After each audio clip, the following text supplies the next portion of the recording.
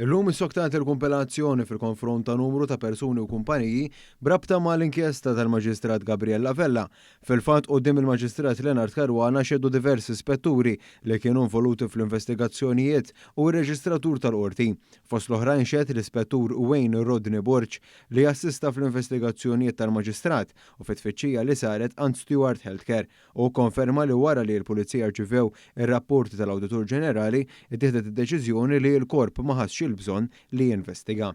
L-Ispettur Ryan Stivala u l-Ekspettur Anthony Sherry ukoll xiedu dwar it-tfittxijiet li jassistew għalihom f'postijiet differenti. B'dan tal-aħħar intalab jirreferi għall-lista ta' persuni t'interess iżda twaqqaf wara t-talba tal-prosekuzzjoni fid-dawl li l-lista kienet ta' noti personali. Ir-Reġistratur tal-Qorti Franklin Kalleja li intalab jikkonferma min kienu l-esperti tal-Qorti qal li ma rax dokumenti li jindikaw kif ġew imqabdin tali esperti. Il-każ ġie aġġornat għat-2 ta' Lulju li ġej. L-imħallef Edwina Grima li qed talba tad-difiża għan-nom ta' Konrad Mizzi u Keith Schembri brabta mal-ordni tal-Ifriżan li ġiet imposta fuqhom.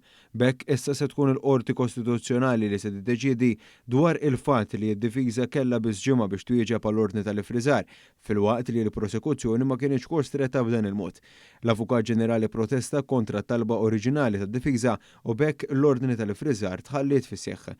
L-imħallef stqarret li jrid jinstab bilanċ bejn id-drittijiet tal-imputati u l-fatt li għandu jassigura li l-qlieħ minn attivitajiet illegali m'għandux jibqa' jiġi użat. Roddy Sweeten Williams ta' 44 sena mis-Seychelles intbagħat 14 sena ħabs wara li ammetta li provi joqtol lil martu.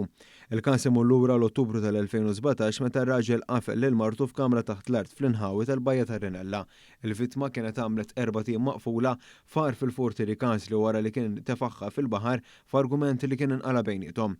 Waqt li kienet maqfula ġiet stuprata minn żewġa li kien vjolenti magħha u li ħadilha il-mobile u l-flus. Minn barra li ġie kkundannat sentenza ta' priġunerija effettiva u ġie ordinata ħallas 12,000 euro fi spejjeż tal-qorti.